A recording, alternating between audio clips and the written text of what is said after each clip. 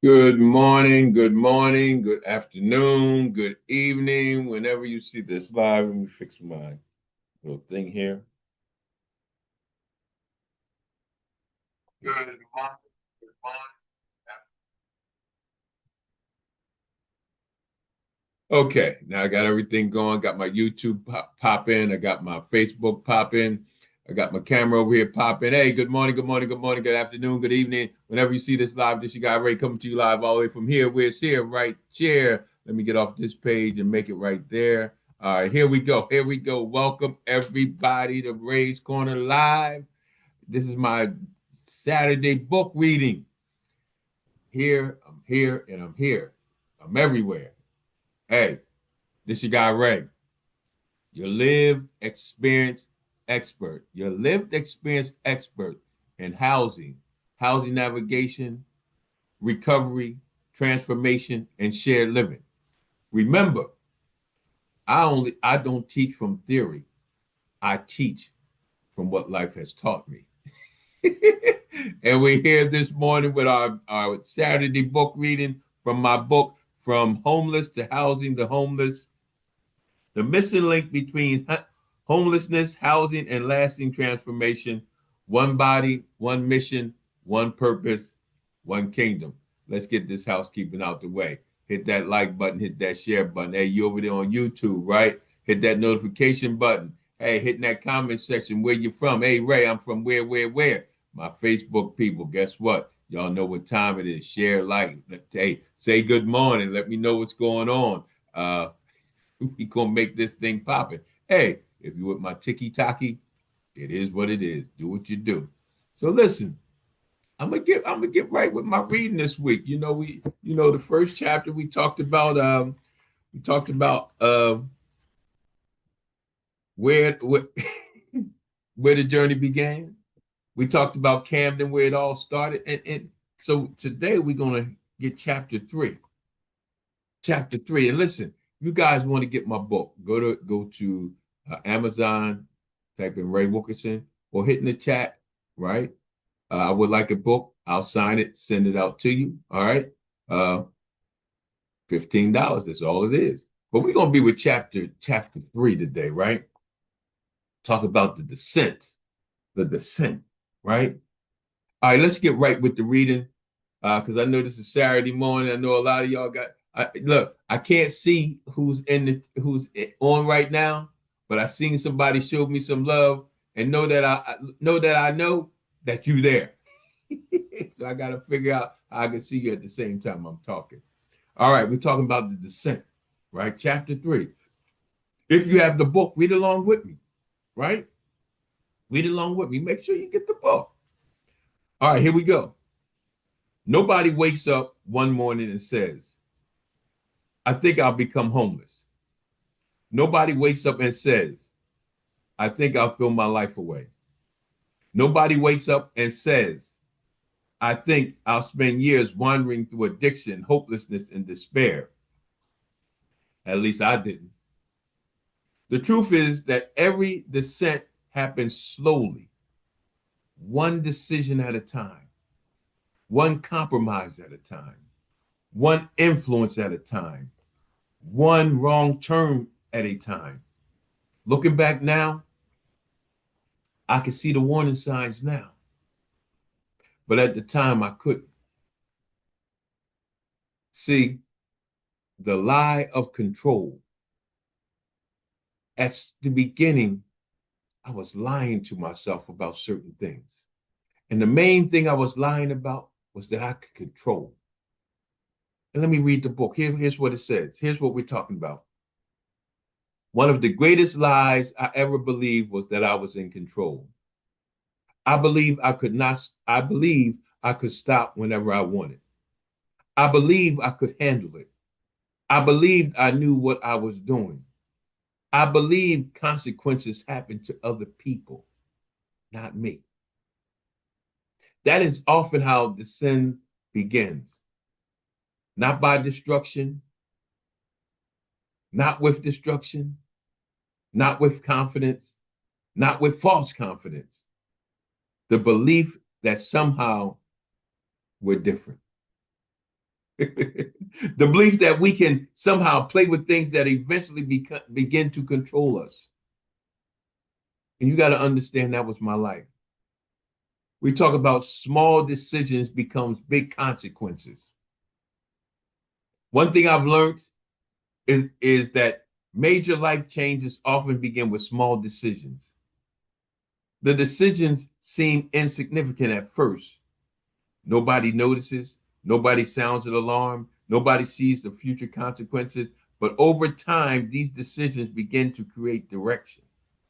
And direction eventually creates a destination. The challenge is that while decisions happen quickly, consequences often arrive slowly. By the time many people recognize the danger, they are already far down the road. I know because that is exactly what happened to me. Losing direction. So there was a time I had dreams. There was a time when I believed my future would look different. But somewhere along the way, I began losing direction. Not all at once, but gradually, little by little. The things that once mattered became less important. The things that should have mattered became secondary. And the things that would destroy me became normal. That is one of the dangers of dysfunction. Over time, dysfunction can become to feel normal. So what happened to me was like pain and confusion and all that stuff became my norm. Like drama and trauma, all that things became my norm. It was abnormal for me to be at peace. So every time I tried to get clean and I got peaceful, I had to do something to disrupt that peace because that peace became abnormal. What should have been normal became abnormal. And what should have been abnormal became normal. The company we keep. Let's get back to the book. Let me say this real quick. Think about it. So many times I could say, I would never do this. I would never do this. I would never do this. The things that I said I would never do became natural to do. The things that I wanted to do became natural to not do. The right things, I want to say the right things to do became unnatural. The wrong things became natural. And we talk about the company we keep. Let me get back to the book. The company we keep. One lesson I learned the hard way is that the environment matters. People influence people. Conversations influence thinking. Relationships influence decisions. The company we keep often affects the direction we travel. Who I'm around, who I was around, like dictated, like what I started doing, dictated the decisions that I started making in reference to living life on life terms. My life on life terms became different than what was normal because of the people I had around, because the conversations I was having, because of the relationships that I was in, because the company we keep often affects the direction we travel. Let's get back to the book. That does not mean every person around me was responsible for my choices. My decisions belong to me. But it does mean that unhealthy environments often encourage unhealthy outcomes. When dysfunctions become normal, destructive decisions become easier. That reality would later become one of the reasons I cared so much about creating transformational environments. I had to understand that the environment started dictating. So I had to get into an environment where transformation was available, and there was a direction to be able to transform and be in an environment to transform my life. Because I experienced firsthand the power of unhealthy relationships, unhealthy decisions, unhealthy people, unhealthy conversations. Let's get back to the book. the slow drift. Most people expect a disaster to arrive suddenly, and sometimes it does. The descent rarely announces itself. me starting to go down, me starting to go down, me starting to go down.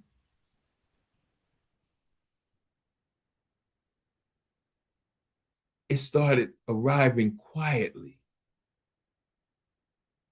It's not loud, it's not boastful. It's not the big things that you can see that are obvious. The descent, let's get back to the book, often is quiet. The descent rarely announces itself. It happens gradually. A little compromise here, a little denial here, a little adversity here, a little rationalization here, a little more distance from purpose, a little more distance from who you were created to become. And that was my experience. That drift happened so slowly that I hardly noticed it. Until one day, I looked around and realized my life was nowhere near where I thought it would be. One day I'm sitting in this room in house that like it really was a crack house, right? And I'm sitting in my room, all the drugs was gone, and all the voices and flashbacks was killing me, was coming at me. And I looked around the room and I said to myself, how did I get here? I'm better than this. Out of nowhere, I finally recognized, like, what am I doing here? I wasn't raised like this. I had dreams, I had aspirations. I mean, oh, how did I get here? Let me go back to the book. Because what happened? I was running from myself. One of the hardest truths I eventually had to face was this. I spent years running from responsibilities, running from accountability, running from disappointments, running from pain, running from myself. The problem with running is that wherever you go, you take with you. People used to ask me, where did I hang out at, right? I used to tell them anywhere nobody wasn't looking for me. I would be in Philly one time. I'd be in the Bronx. I'd be in Cleveland. I run to Detroit. I always ran. I ran. But guess what? Every time I got there, it was still me. Running from accountability, running from disappointment, running from pain, running from myself. The problem with running is that wherever you go, you take yourself with you. The scenario changes, the city changes, the people changes, but the unresolved issues remain the same. That was a lesson I would learn repeatedly. And it would eventually become one of the foundations of my recovery. Becoming isolated. As the descent continued, something else began happening. Isolation. At first, I didn't recognize it. I thought I was protecting myself. I thought I was avoiding problems. I thought I was handling things on my own. In reality, I was becoming increasingly disconnected. Disconnected from healthy relationships, disconnected from accountability, disconnected from purpose, disconnected from hope. Isolation became fertile ground for everything that followed. The voices grew stronger, the hopelessness grew deeper, and the road became darker. One of the things when I was out there and I isolated myself, one, I didn't want to be around people. I didn't want to feel the pain. I didn't want to be out in the daylight. I didn't want people to see me. I wanted to protect this image that I no longer had, that I believed that I had. I still thought I was this person.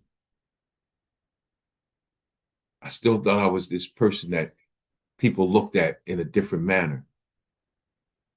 But they really looked at who I was in the middle of my destination in life. Because that's where we're at. We're in the middle. Like in the beginning of the dreams, and then we lose the dreams, and then we go back into it.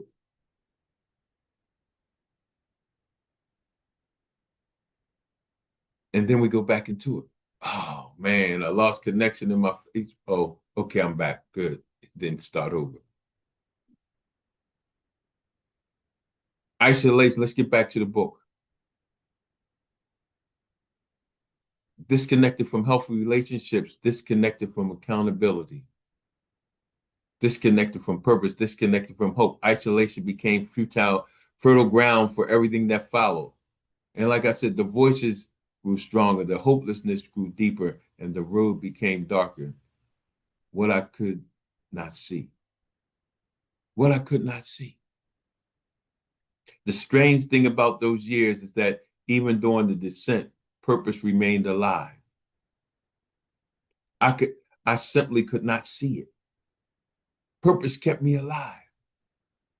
But I couldn't see that God still had a purpose and plan for my life. Let's go back to the book.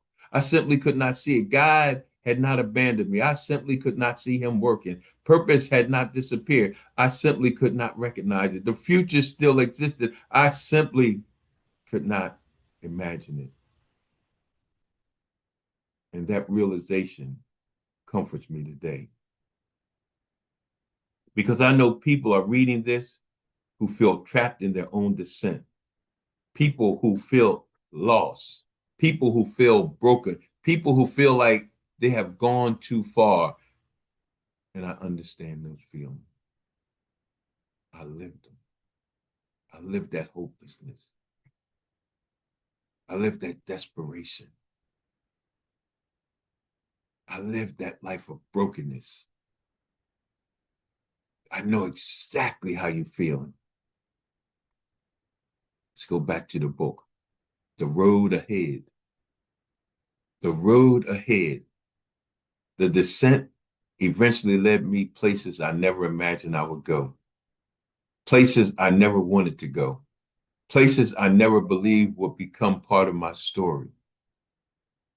The trains, the shelters, the basements, the loneliness, the voices, the homelessness, the fire escape, all of that still laid ahead.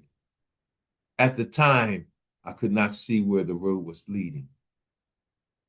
But looking back now, I understand something important. The descent was real. The pain was real. The consequences were real, but they were not final. Because God still had a future waiting for me on the other side of the struggle. And here's my final reflections on chapter 3. One of the reasons I share this part of my story is to help people understand that homelessness usually begins long before someone loses housing. It begins with disconnection. It begins with broken thinking. It begins with unresolved pain. It begins with unhealthy environment. It begins with a gradual drift away from purpose. The loss of housing is often the visible result of invisible struggles. Woo! I have to read that part again. The loss of housing is often the visible result of invisible struggles, internal struggles that I was going to. I lived it. I know because I lived it. And while the descent became one of the darkest seasons of my life, it was not the end of the story. The darkest chapters were still ahead, but so was redemption. And sometimes redemption begins when we finally stop running and start facing the truth. We talk about that descent. Where did it come from? I didn't even know I was in it. I didn't even know it was happening. I didn't know I was going deeper and deeper and deeper in the isolation, deeper and deeper in the brokenness, deeper and deeper into abnormal behavior. It happened long before I became homeless. It happened long before I wound up on that second floor fire escape with that 357. It happened long before. It happened one small decision at a time, one bad decision at a time, one broken promise at a time, one compromising issue at a time.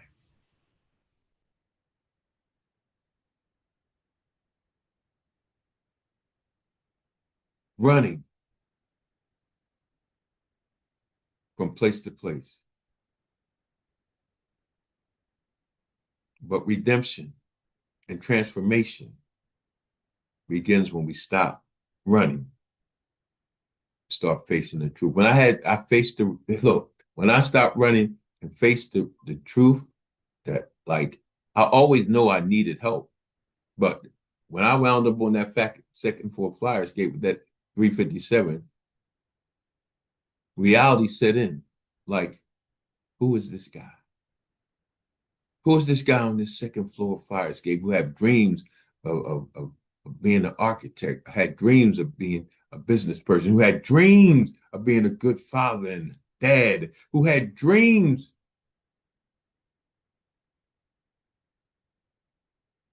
and the truth came. I became something that God never intended me to be. But even in your darkest moments, God still sees the light in you. So look, make sure you read along with me. Meditate on what we read today. Make sure you go get the book and read along. Share this with somebody. Because my name is Ray Wilkerson. And I am your lived experience expert in housing navigation, recovery, transformation, and shared living. And always remember this: I don't teach from theory. I teach from what life has taught me. Till later, till next week, peace out.